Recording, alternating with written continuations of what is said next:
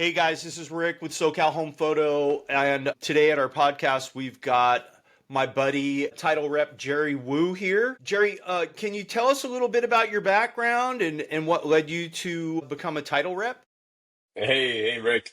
Really good to be on the program. Thank you so much for inviting me. So, I've been in the title business now. I started in 2011. So, we're 2014 now. So, it was a really interesting time to come into the business. The boom, the crash had happened a few years ago, and it's kind of on the way to recovery. I remember when I first started, it was a lot of notice of default still, a lot of foreclosure property. So, really interesting time. I got into this business quite honestly by pure accident. Pure accident. I wasn't in A lot of people in my line of work was in real estate before doing whatever it was that they were doing, loans or escrow. I came into this completely green. I in my all, you and I know, all throughout my 20s I was playing in bands and all that stuff. I was doing that whole life. And then my mom kind of kicked my butt and says, "I think you need to go back and get a master's degree." And at that time, I kind of unwillingly go, but it was the best thing I think I did. So I went back, I finished my MBA, and right after my MBA, I was like, all right, I think maybe I should find a real job in a sense. So just by luck. So again, my mom used to take English lessons from a volunteer, this woman that volunteers to teach English, and I would see this woman, her name was Kitty, every once in a while, and I just kind of coincidentally asked her. I was like, "Hey, I just finished my MBA. Do you happen to know anybody?" And I know she had a pretty good background and pretty diverse background. Just lo and behold, her husband was like, management executive at First American Title, which was, I'm no longer there, but when I first started, it was at First American Title. So anyway, one thing led to another. I thought I'd give it a try.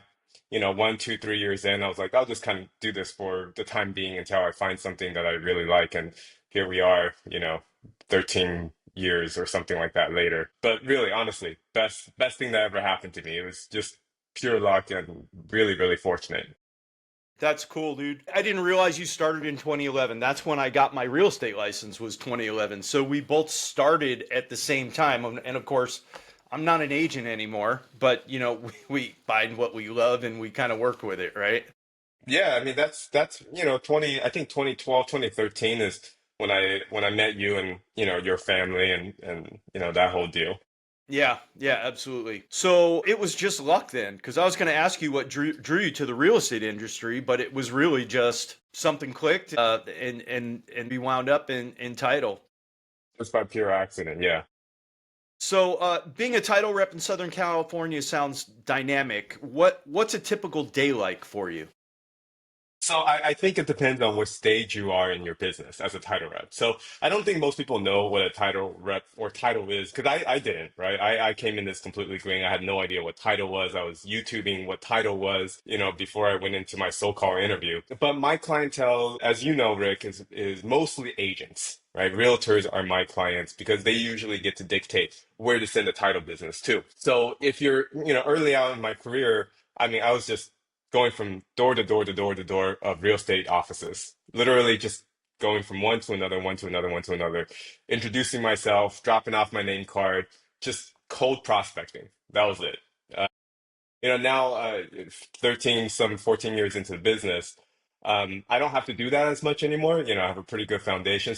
Nowadays, most of my days is a mixture between still doing that prospecting. I think as salespeople, whether it's selling titles, selling real estate, whatever it is, right? You always have to be prospecting.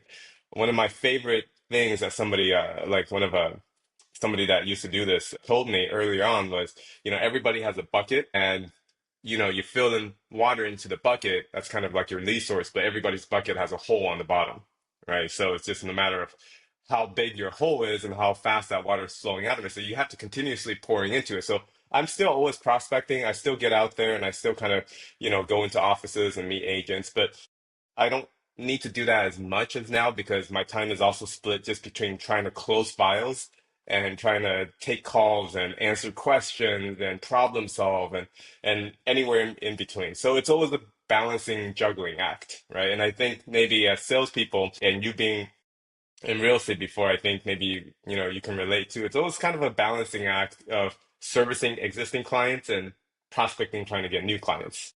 Yeah, absolutely.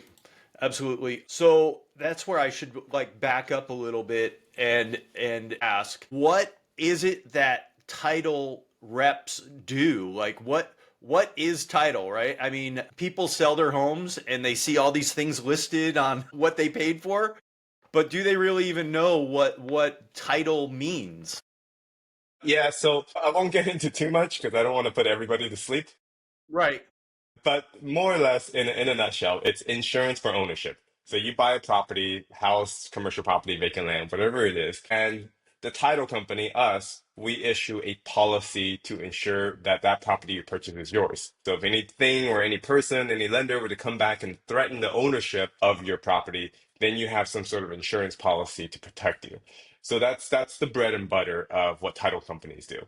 So me myself as a title rep, I work with real estate agents because anytime that there's a sale, anytime that there is a purchase, usually there's going to be a title company involved to issue a policy. So we go hand in hand with escrow. That's kind of what we do. Right. I know one of my last transactions, we had a unique situation where the seller, his mother had been scammed by a preacher or something, and the preacher got title to the home, and he fought for it Yeah. and won, and so there was something still wrong with title that needed to be fixed, and you guys came in and saved the day on that one. So I know there are some unique cases as well, but it's good to know that there's somebody there dedicated to making sure your name is on that piece of property and will ensure the fact that it's yours. Yeah, it's so crazy because in a lot of issues that most of the stuff that we're trying to deal and work around with are like fraud related because there's so much potential real estate fraud. I can literally sit here and talk. I mean, I can give a class on how to commit real estate fraud just by pure all the things that we've seen and, notary fraud, fraudulent signatures, people deeding property to somebody else that they didn't have rights to, or that they didn't have rights to, forging signatures, loan fraud, pretending to be somebody else to take out, cash out money on a property. Um, all these type of different things, elder abuse, right? Like an older lady or older mom and one of the kids getting her to sign the property over to one of them and all that sort of stuff. So we've seen it all. Divorce cases. I've had husbands and wives finding people that look like their spouses to sign, fraudulently sign for their spouse, right? I had a case where a husband found a woman that looked like his wife, signed the deed over to him, the husband, obviously fake, right? The woman was not, his real wife, signing a deed over to the husband, and then the husband selling the property and then taking all the money and running away. Like all sorts of stuff. Another case, I had another similar situation. A husband finding another woman pretending to be his wife to sign loan docs on his real wife's behalf so he can cash out money, and then of course then disappearing shortly after that. It's crazy what people will try and get away with, you know? It really is. Yeah, It's just all in the name of love. yeah, yeah. Love of money, man. Absolutely. So let me ask, what excites you most about your work? I think, I think problem solving, being able to help the clients because a real estate agent, their job is tough. A real estate agent has a tough job. They're juggling so many different things. In addition, title is just one small part of it, right? And you got everything else that they're trying to do. And sometimes we run into issues. And if I can come save the day, if I can give that agent a call and say, hey, problem solved, we're all good. I think that that's so satisfying, right? Because even though that's just one less thing that they have to worry about, or it could be the one thing that's holding up the deal. And I think that's a really gratifying feeling that you're able to help the customer really kind of solve that problem. And I love that. Yeah, it seems like every single real estate transaction, there's a fire that needs to be put out. And you've got to have a good team on your side that's helping you put out fires, whether it's escrow, title, whomever it is, man. There's always something. There's always something. And I'm honest with my customers, right? Like I don't try to sugarcoat stuff and I tell them what it is. But usually when the problem is solved, I don't like to say too much. I'm just like, all right, done. You don't need to know everything else that happened behind it. You don't need to know everything detail. It's done. But if it becomes an issue, and there are times when it is an issue and it can't, there's a lot of hoops to jump through. I try to be honest with the customer and let them know, hey, this is what's going on. Yeah, absolutely. And communication is always the best, right? And you guys were always great at communicating on our files when we had them for sure. So outside of work, what are your hobbies or interests that help you recharge? So I got guitars. We were just chatting about guitars before we started the call, but I got guitars, man. That's my thing. So I played guitars all through my teens, throughout my 20s. And but the funny thing is, it's true. It's right when you're young and you have no money, you have a lot of time. I had maybe like two guitars, and I had a super beat up Les Paul that I took on tour and done hundreds of shows with. Now I have more money, I have more guitars, and I have less time to play them. You know, it's Well, weird it's nice paradigm of having money life. for all those toys, right? And I have to say, like, I remember back in the day, you dropped off that CD because you had heard I was a musician too, or whatever. Yeah, you're a drummer, And right? it took me forever to listen to that CD, dude. And when I finally listened to it, I was just completely blown away. You guys were fantastic, man. Really, Yeah, it really was fantastic. fun. Yeah, it was fun. I just like, I love it. I totally geek out on it. I mean, I can talk about the different types of woods, the pickups, the electronics, the scale length, nut width, dimensions. I totally geek out on that stuff. But that's what I like, so Yeah. yeah. Okay, so what do we have here? Did you have any mentors, or role models who inspired you on your path? I think so. Yeah, I mean, no, I think so. I mean, I know so. I think when I first started and I didn't know anything, I had the very good fortune of like an older rep kind of allowed me to work with him a little bit. I call him with questions every day, asking. And remember that, like I said, that time it was a lot of foreclosure still, a lot of notice of defaults, a lot of short sales. That's pretty complicating, and I think it was really good to have somebody to always lean on at that time. And nowadays, there's not as many, right? So you run into these realtors now, if they run into a short sale or a foreclosure, they don't know what to do because there hasn't been any, in the last, I don't know, almost 10, 8, 9 years. There hasn't been that many, at least, right? So, I think I was really fortunate to have somebody like that in the beginning. Yeah. They were crazy times, man, for sure. It was when all those NODs and everything were happening, it was pretty crazy. Let's see. If you could share one piece of life advice you've learned along the way, what would it be? I think consistency is always the key to any success. Consistency. That's it. I mean, it doesn't even matter if it's this with sales, which is what, we're talking about, sales work, practicing guitar, whatever it is. It's the consistency. I mean, even like I'm just trying to think like I remember going to these events. I used to, you and I were talking about going to networking events, right? And networking events, like I was saying, it was work. I don't particularly enjoy it, but it's work.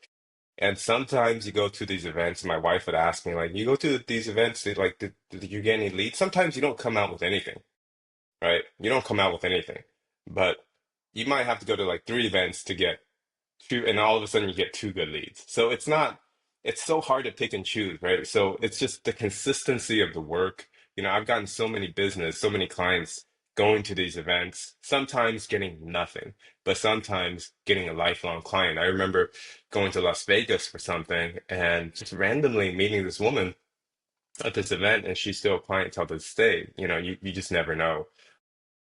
So just the consistency of the amount of work.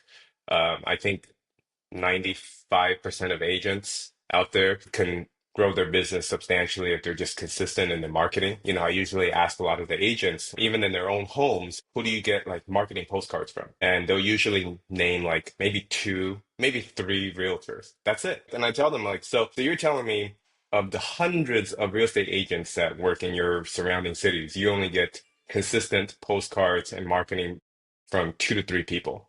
Yeah, and they say yes. And that just goes to show you it's the most difficult thing, right? It's the most simplest concept, but the most difficult thing to execute.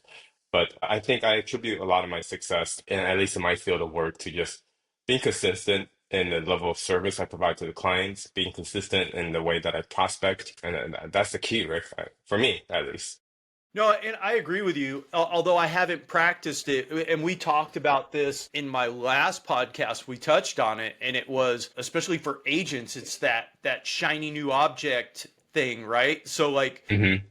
we'll jump all over the place for something new, right? Rather than stick with our tried and true stuff and be consistent year in and year out with it. Because this business, it takes a long time to get traction, right? It does. It To fill does. that bucket, like you said, or that pipeline, it could take a couple of years before It can. anything. And you know what I always say is it takes somebody a minimum of 6 times of seeing you before they really start to remember who you are. Maybe they might remember your face and so forth, but it really takes them up to 6 times before they start knowing who you are. And I tell agents this, and I tell them, I say, hey, look, if I were to just come into your office, right? I'm prospecting you, the agent, right? I'm prospecting the real estate agent. If I just come into your office like 2, 3 times, I drop off some cards, you probably like, why would you trust me? Why would you even give me a chance? Because you probably already have an existing relationship. I have to basically go in and break that relationship, right? I mean, most of us, that's what we're doing. So if I just came in like 2, 3 times and I just say, hey, give me a chance, why would you give me a chance? You have no idea who I am, right? Maybe after, like you said, maybe 3, 4 months of seeing me consistently, you'd be like, oh, this kid is still here. All right, maybe I should talk to him and see what he's about. And you're right, it takes time. Yeah. Yeah. Are you seeing, because I haven't really been out there going to offices, because when I was going back around after COVID, nobody was in the office. Are you seeing agents showing back up to the office again, or you think the majority of them are working from home? I think people are going back to offices, or they're back to offices. I think you still have a lot of the real estate industry is funny because you already have a lot of people that work from home anyway. Right. So I don't, I think it's kind of back to somewhat back to how it was already. But I think it's opened up another avenue of communication, like exactly like what we're doing now. It's a lot more easy for me to say, hey, do you want to meet Wednesday at 1 p.m. or we can also do a Zoom. Yeah, Zoom has become like super, super helpful as far as meetings goes. That's for sure. It's really convenient to not have to travel and all that. Definitely a big proponent of Zoom meetings here. Let's see. What do you love most about working and living in Southern California? Well, let's start with working. Working is, we're in one of the biggest real estate markets, right? So you're in the photo business. I think both you and I are tied to the same industry. The more deals there are out there, the more opportunities that we have for you and I both. But to that respect, there's also a lot more competition. But I always say I'd rather be in an area with a lot more opportunities and higher competition than an area of lower opportunities, and less competition. Because then at least I have an opportunity to compete. So I think just being in this area, it's if you're able to compete, you're able to succeed, then it's the best area to be in because that's where the deals happen. That's where the business is happening, right? And the prices are high, the deals are there, so it's really the best place to do business. Living wise, it's a double-edged sword, man. It's a double-edged sword, right? So I live in like Irvine, Tustin area, so it's great. I'm 25 minutes from the beach, right? We're close to the mountains, convenient to basically everything. But anybody that's lived in California long enough will tell you it comes at a cost too. So we don't need to get into every all the other costs of the traffic and every the taxes and blah blah blah blah blah. But it comes at a cost too. No, absolutely. There is a reason why it's so expensive to live here, Yeah. right? It's because it's an amazing place to live, and I wouldn't live anywhere else. I don't know that there's any other state that I would want to live other than California. Maybe You, you Hawaii, know, but Hawaii is nice. Yeah. It's so funny. like when I used to tour and I used to go to these different states, and that's when like my whole, that was when I was got exposed to all these different states and all these different cities and so forth, during that time. And growing up in Southern California, I always thought, oh man, it'd be nice to live in such and such place where they have snow in the winter and blah blah blah, like actual four seasons. And after that, I'm like, no, I'm good. Like No, absolutely, drive, dude. I hear you. yeah, like driving through. I remember, the whole thing, like bunch of guys in a tour van driving through like a storm and freaking, you A know, snowstorm? Absolutely. snowstorm and lugging gear up and down like dirty snow, like tripping. I'm like, no, I think, yeah, I'm good. Yeah, I grew up in upstate New York. We actually moved out here when I was like 10, 11 years old. But man, I remember walking to school in the snow and having to go through slush and being in school all day long with wet socks and shoes. And it wasn't fun. The snow days were nice, but man, I have no desire to live in that. And look, I'm like at the base of Mount Baldy, right? I can see the cap of Mount Baldy out my window. Yeah. And so if I really, really need to be in the snow, I can make that 30-minute trek up the hill and remind myself why I don't want to live in this. So yeah, For I think sure. that's a good thing, right? We're like 30 minutes to an hour from most everything. Yeah, no, absolutely. It's fantastic. And all the people leaving are coming back. So Yeah. it isn't that much cheaper to live in other places that No, it's not. Yeah, I mean, rent. I have like an investment property in the Dallas area. Rent is just as expensive there. It's not, I mean, it's not really that much cheaper. yeah, and they just tax you in different ways. Yeah. Well, hello there. We have a Yeah, visitor. I got my 2-year-old here. Hi. All right, we'll start wrapping this up a little bit for you. Get back to the Okay. family. Let's see. Here we go. Here we go. I got two more questions for you. What is one piece of advice you would give to someone considering a career as a title rep? Be patient. Be patient. Most newer title reps that come into this business I see usually quit within half a year to 1 year. And it's hard. It's really hard to get traction, because like I said, you're sorry, I'm gonna That's all right, interrupt man. here. Because like I said earlier, like your job or at least our job basically is out there to break existing relationships. And that's pretty hard, right? Like if somebody has a good relationship, I'm out there to try to break it. And as fierce or as aggressive as that sounds, I mean, that's the reality of it. And so it takes time. So I would just say to anybody looking to get into this business, is just be patient. Give yourself 1 year. Okay, at least. Okay, let's see. Okay, so how can anybody watching our podcast connect with you or learn more about what you do? So just, if any agents or any loan officers, escrow officers, you're looking for a good title rep, a good company, reach out to me. My website is www.jerrywoodtitle.com. Woo is spelled W-U, so jerrywoodtitle.com. Reach out to me. Like I said, I work, with agents, with lenders, with escrow companies. These are my, I help them build their business. I give them marketing ideas. I give them tools and resources. So if you kind of fit in that category, feel free to reach out. I'd be happy to talk to you and share about some of the resources and tools that we have. Awesome. Jerry, thank you so much, dude. I know we've tried to schedule this a couple times over a bit of time here. I appreciate you coming out and talking with us today, and I hope you and your family have an amazing Christmas. Thanks, Rick. We'll talk to you later, man.